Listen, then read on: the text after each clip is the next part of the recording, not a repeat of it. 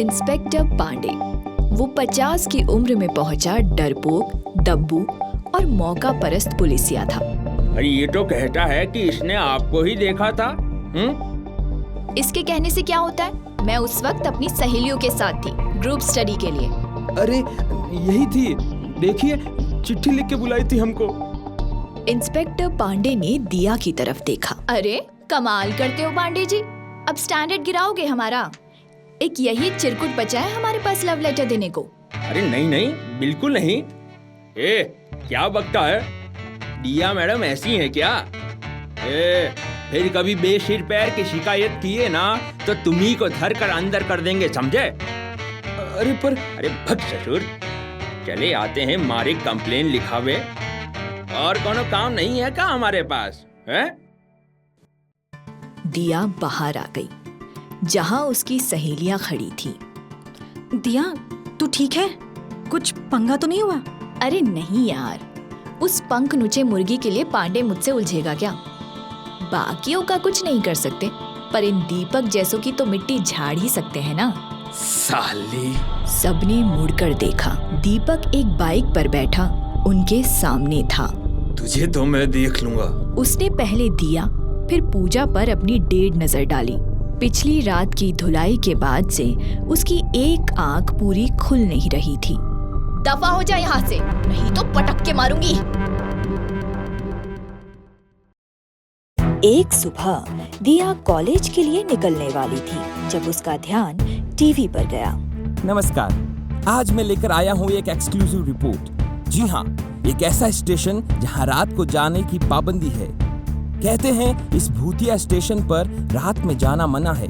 वहाँ कुछ ऐसा है जो लोगों के मन में। अरे यही तो राजीव का घर है, मेरा दोस्त। जाने से दिया जानबूझकर अपनी मम्मी को चिढ़ाने के लिए पापा से बोली, वाओ पापा, फिर तो चलते हैं राजीव अंकल के घर, मजा आएगा, है ना?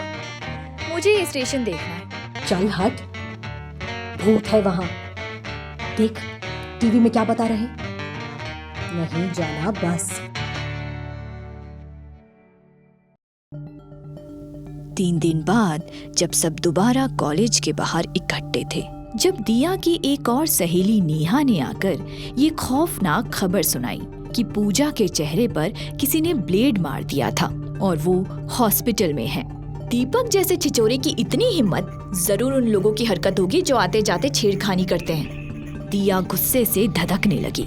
आज तो पांडे को जवाब देना ही होगा, वरना देखती हूँ मैं भी मीडिया के पास जाऊंगी। अब बस, साला बूंदी का लड्डू इंस्पेक्टर है कि मजाक? दिया धड़धड़ाते हुए इंस्पेक्टर के ऑफिस में घुस गई। वो गुस्से से खौल रही थी। मैं पूछ सकती हूँ कि? वो चुप हो गई और मूर्ति की तरह स्थिर सामने देखने लगी। आज सीट पर फटे तरबूज की तरह पांडे जी नहीं बैठे थे, कोई दूसरा इंस्पेक्टर था। ऊंचा, पूरा गोरा चट्टा। दिया ने उसके लंबी नाक और गहरी आंखों वाले चेहरे को देखा और सब भूल गई कि वहां क्यों आई थी। कहिए, क्या पूछनी थी आप?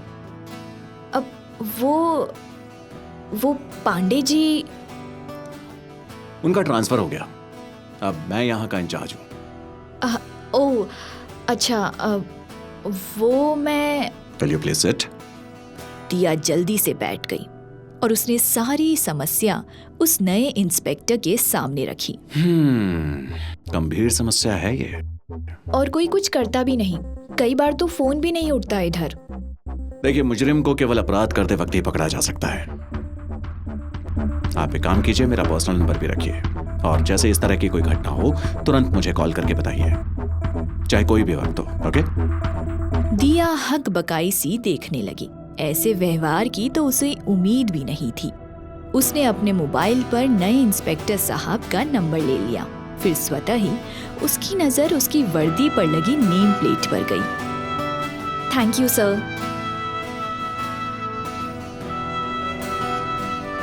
बाहर आते समय उसके दिमाग में एक ही बात चल रही थी, यार कितना हैंडसम है।